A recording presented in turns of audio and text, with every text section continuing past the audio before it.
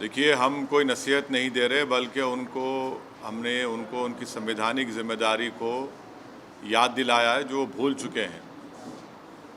ये जो आरएन जुलूस जो निकाले गए पूरे देश में, और उस जुलूस में हर जगह पर वायलेंस हुआ, चाहे मध्य प्रदेश हो, राजस्थान हो, गुजरात हो, कर्नाटक हो, गोवा हो।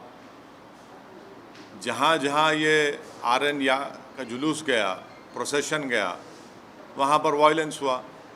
तो वहाँ की सरकारें सरासर नाकाम साबित हुई उस वायलेंस को रोकने के लिए। और क्यों सरासर नाकाम साबित हुई? बल्कि वो सरकारें खुद, जो अंग्रेज़ी का लफ्ज़ इस्तेमाल करूँगा, कि ये तो जो गड़बड़ हुई वो स्टेट कॉम्प्लिसिट वायलेंस था। स्टेट कॉम्प्लिसिट वायलेंस हुआ है। और आप दंगाइयों को दंगा करने से रोक नहीं सकते। परमिशन जुलूस का देने वाली सरकार, जब आप परमिशन दे रहे हैं तो जिम्मेदारी बीजेपी और जो वहाँ की सरकार है उनकी होनी चाहिए कि कोई वायलेंस ना हो। तो जो भी वायलेंस हुआ आरएन यात्रा या जुलूस में, वो स्टेट कॉम्पल्सिड वायलेंस है। और दूसरी बात यह है कि पत्थरबाजी हुई, फिर आप घर तोड़ देते हैं मध्य प्रदेश में। किस बुनियाद पे घर तोड़ते भाई आप? ये तो ये जेनीवा कन्वेंशन का वायलेशन है। आपको पकड़ना चाहिए उन लोगों को, अगर करे तो। आप घर किस बुनियाद पे तोड़ रहे हैं भाई? और एक ही कम्युनिटी घर तोड़ रहे हैं आप, क्यों? और आपको कौन ने अख्तियार दिया घर तोड़ने का? चलिएगा, इलीगल है तो नोटिस दीजिए। क्या वही घर इलीगल है, दूसरे घर इलीगल नहीं है? एक ही कम्युनिटी के मध्य प्रदेश में आप घरों को तोड़ते हैं। और जो बच्चे अभी अडल्ट नहीं हुए, 70 बच्चों को आप उनको मारपीट करते हैं। और फिर दुनिया ने वीडियो देखा कि महिलाओं को, ज़ईफ़ महिलाओं को, बुज़ुर्ग महिलाओं को, 70 साल की महिलाओं को आप उनको मार के हाथ और पैर तोड़ देते हैं उनका। पुलिस तोड़ती है उनका, मध्य प्रदेश की पुलिस। ये आप काम कर रहे हैं। राजस्थान में हुआ, क्या कर राजस्थान कांग्रेस सरकार? भाई आपकी सरकार ने उनको परमिशन दिया। जब परमिशन आप देते हैं तो कैसा वायलेंस होता है फिर? घर जलाए जाते हैं, वहाँ पर दुकानें जलाई जाती हैं, टारगेटेड घर जलाए जाते हैं राजस्थान में, कर्नाटक में होता है ये। तो ये पूरे कंट्री में इतने 6-7 प्रदेशों में अगर हो रहा है, तो ये देखिए, ये एक ऐसा नहीं है, पूरा प्लानिंग से हो रहा है ये। और आप टारगेट कर रहे हैं वो मुस्लिम माइनॉरिटीज़ को। सिर्फ क्यों कर रहे हैं भाई मुस्लिम टारगेट आप? पहले आप बोलते हिजाब नहीं पहन सकते, सेकुलर स्टेट है। गोश्त नहीं खा सकते, सेकुलर स्टेट है क्या? फिर आप कानून बना देते फिर उसके ऊपर। कहाँ पे रुकेगा बात? ये mob lynching, state sponsored violence, अब स्टेट कॉम्प्लिसिट वायलेंस, और संघ परिवार लो इंटेंसिटी वायलेंस कर रही पूरे देश में। ये परफेक्ट कर चुके हैं अपनी चीज़ को। लो इंटेंसिटी वायलेंस करते हैं, यहाँ करो, वहाँ करो, इधर करो। सरकार की जिम्मेदारी बताइए? सरकार की जिम्मेदारी है ही नहीं है। आप सो रहे थे, कैसा दंगा होने दिया आपने? कितने पुलिस वालों को सस्पेंड किया आपने? कितने आईपीएस अफसरों को सस्पेंड किया आपने? इससे बात साबित हो रही कि आपकी पूरी रजामंदी से, जिसको हमने कहा अंग्रेजी का लफ्ज़ स्टेट कॉम्प्लिसिट वायलेंस है, बिहार में होता है। हमारे खिलाफ बातें करते हैं, बकवास करते हैं। कैसे मस्जिद के बजा के झंडा लगाते हैं भाई? आप बताइए, कैसे लगाते हैं कोई भी? इसका जिम्मेदार कौन है? मैं हूं जिम्मेदार उसका। तो ये सब चीज़ें हो रही हैं। सर, करौली में बीजेपी तो ये अरेस्ट करने की एक्सोडस हो रहा है हिंदूज का, और कोई पुलिस वाला कुछ बोल रहा है कि मतलब सर वहाँ पुलिस वाला एडमिट करें कि कैमरा पे गवर्नमेंट का फेलियर था इसका। राजस्थान करौली में जो कुछ हुआ, मध्य प्रदेश में जो कुछ हुआ, गुजरात में आनंद, हिम्मतनगर, खंभाट में जो कुछ हुआ, कर्नाटक में जो कुछ हुआ, गोवा में जो कुछ हुआ, वहाँ की सरकारों की रजामंदी से ये स्टेट कॉम्प्लिसिट वायलेंस हो रहा है। और टारगेट पे कौन है? कौन उस प्रोसेशन का परमिशन देता है? सरकार देती है। तो सरकार जब देती है तो सरकार कैसे वायलेंस होने देती है वहाँ पर? और फिर मध्य प्रदेश में, राजस्थान में घर जलाए जाते हैं, दुकानें जलाई जाती हैं, और मध्य प्रदेश घर तोड़ते हैं। किस बुनियाद पे घर तोड़ेंगे भाई आप? कौन से कानून तहत तोड़ रहे हैं आप? बताओ, कानून बताओ हमको। और आप मासूम बच्चों को 13-14 साल के बच्चों को पकड़ के पीटते हैं, मारते हैं, रोड पर लटाकर उनको। सर ये बताइए, रामनवमी के दिन जेएनयू में एक ये मटन नहीं खाना या नॉनवेज नहीं, आस्था के लिए आस्था मेरी आस्था नहीं है क्या? मेरी आस्था भी है हिजाब पहनना, मेरी आस्था नहीं है। तो आप एक काम करिए ना, फिर जितना एक्सपोर्ट होता है गोश्त उस दौरान में बैन करिए इंडिया में। मैंने गोश्त का एक्सपोर्ट आप बैन नहीं करेंगे क्योंकि आपको डॉलर मिलते हैं, और वो जो मासूम बेचारा जो दिन में 100 रुपये 200 रुपये कमाता, उसके कारोबार को आप लगाते हैं। आस्था की बुनियाद पर देश चलेगा या संविधान के ऊपर चलेगा? बता दीजिए आप। फिर मेरी आस्था क्या होगा बताइए? मेरी आस्था भी है, रमजान है, फिर शराब की दुकानें क्यों खुली पड़ी हुई है? क्या देश संविधान से चलेगा या आस्था पे चलेगा आप? यानी आपकी आस्था सबसे इंपॉर्टेंट है और दूसरों की आस्था क्या भाड़ में जाए? आपने हिजाब की बात की तो कहा नहीं भाई यूनिफॉर्म है, फिर यहाँ पर यूनिवर्सिटी में क्या गोश्त खाना क्या आस्था आ गया? कहाँ से देश कौन सी राह पे जा रहा है? बीजेपी को, संघ परिवार को हम शुरू से कह रहे हैं कि जिस राह पे आप इस देश को लेकर जा रहे हैं इससे देश कमजोर हो रहा है, देश कमजोर हो रहा है। ये सरकार की जिम्मेदारी है। तो आरएसएस कहाँ से सर? आप हाँ, आप आरएसएस को नहीं जानते, हम जानते हैं ना। आरएसएस का स्टेट वायलेंस बोल रहे हैं। आपको हम बोलेंगे किताब पढ़ो। We our nationhood defined, bunch of thoughts, ये 2 किताबें आप पढ़ लो जिसमें आरएसएस के उस वक्त के सर संचालक खुद कह रहे हैं कि जब जुलूस निकलता था तो मैं बाजा बजाता था बोल के।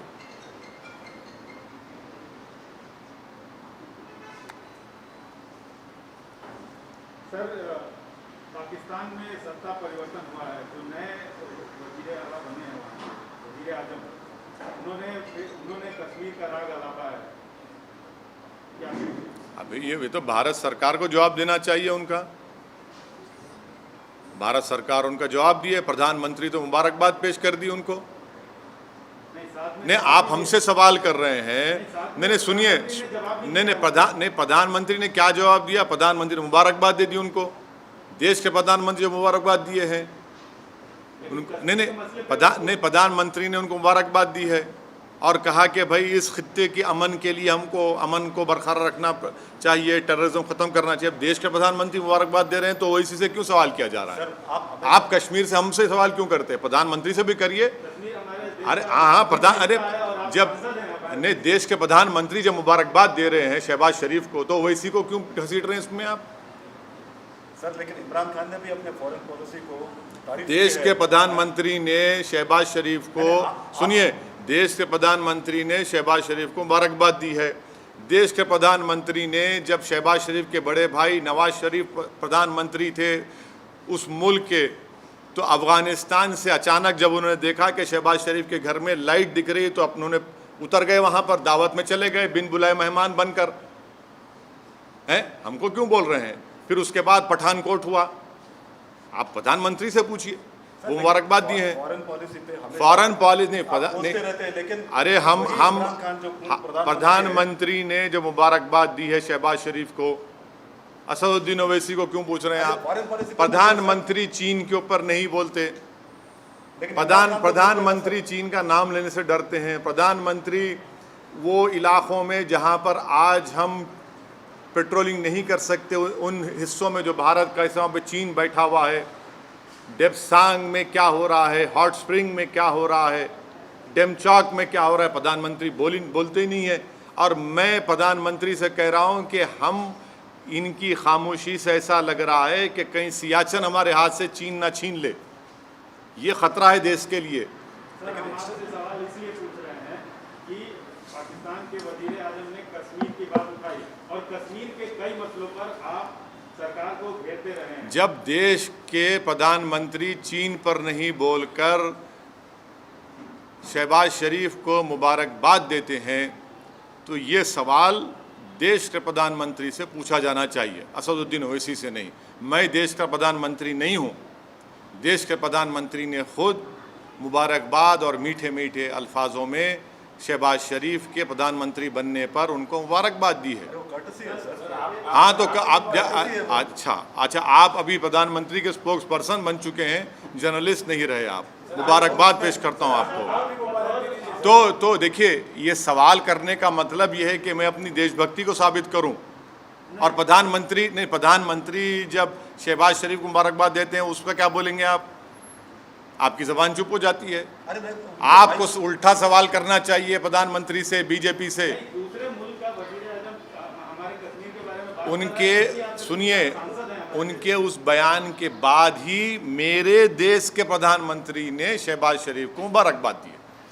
आप ही दे दीजिए सर, हाँ, आप ही दे दीजिए। देश के प्रधानमंत्री दे दिए ना, देश के प्रधानमंत्री दे दिए, शहबाज शरीफ को मुबारकबाद दे दिए। अब नहीं मालूम, हो सकता है घर में दावत है, चले भी जाएंगे, क्योंकि जब नवाज शरीफ के पास गए थे खाना खाने। कश्मीर वाले मुद्दे पे आप क्या कहेंगे सर? क्या कहेंगे हम तो शुरू से कह रहे हैं कि 370 हटाना एक कॉन्स्टिट्यूशनल ब्रीच था। बोलिए आशीष साहब। Sir, 2014 onwards, we have witnessed more justice kind of incident. We witnessed more lynching several of certain persons who are yet to proven guilty or accused in court.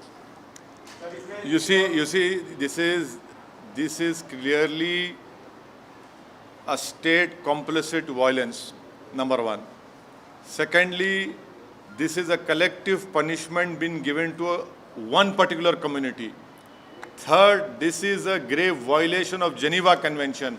Fourth, under what law the government of Madhya Pradesh has demolished houses of the Muslim community. Fifth, if they were illegally built, you cannot arbitrarily demolish any house. You have to give a notice.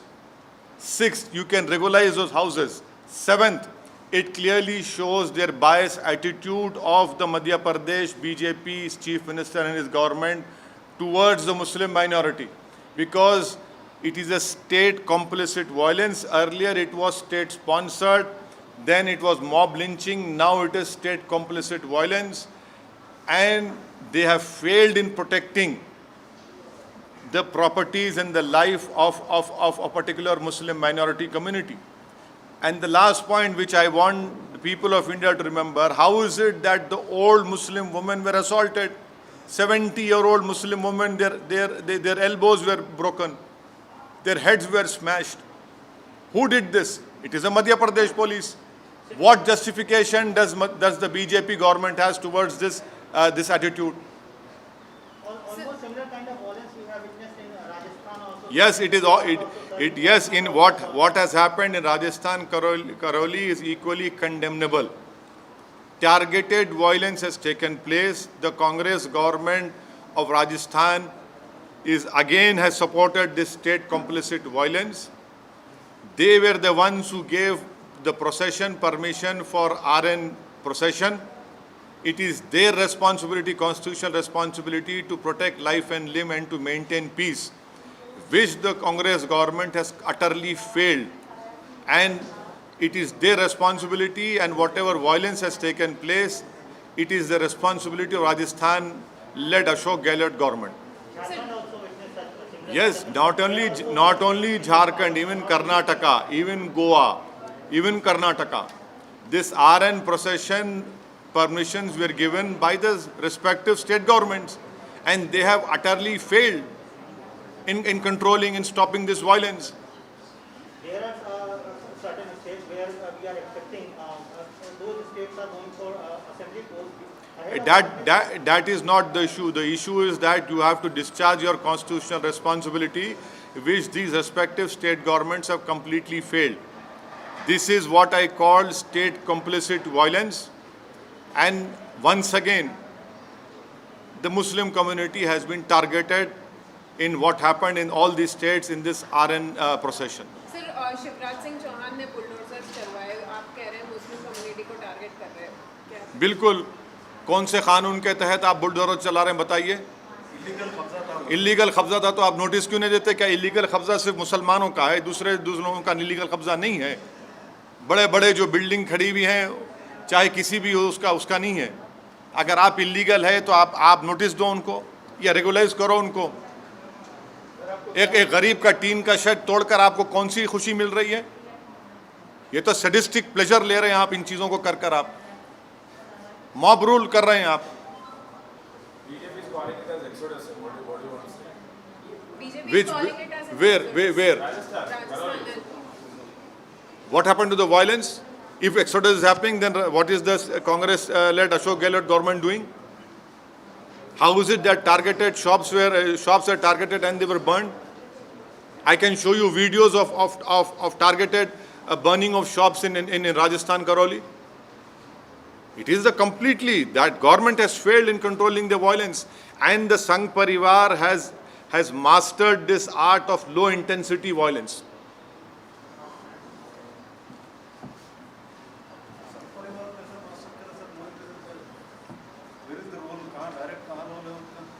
नहीं, पूरे आसमान से आए ना, यहाँ के नहीं थे वो।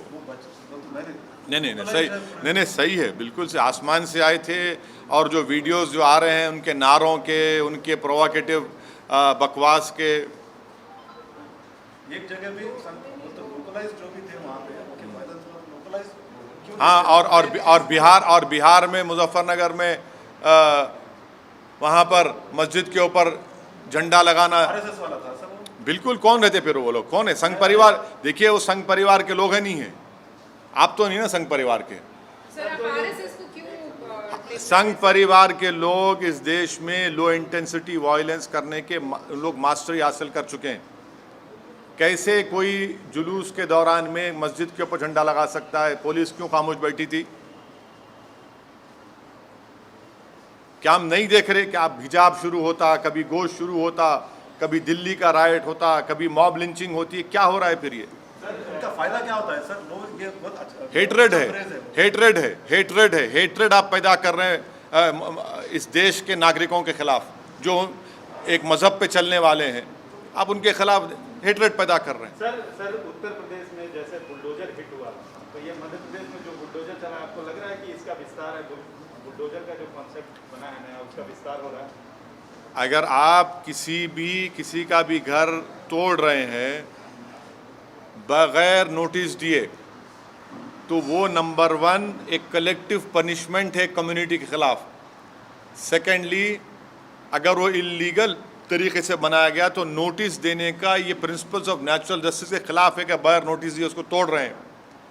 थर्डली, आप वायलेंस को रोकते नहीं हैं, आपकी नाक के नीचे वायलेंस होता है और उसके बाद आप ये सब तमाशे करते हैं।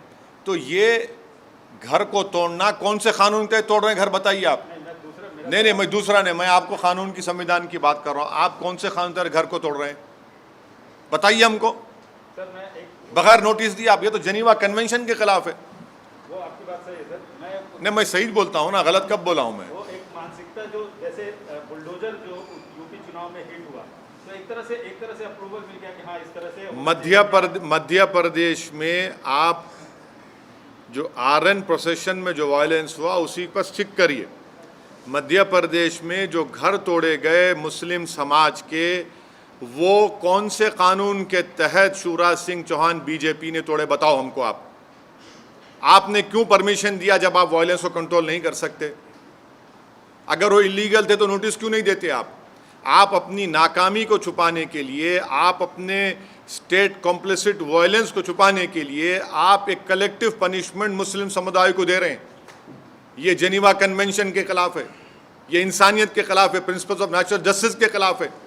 इसको हर उस शख्स को जो संविधान पर भरोसा करता, यकीन करता, उसको कंडेम करने की जरूरत है इस हरकत को।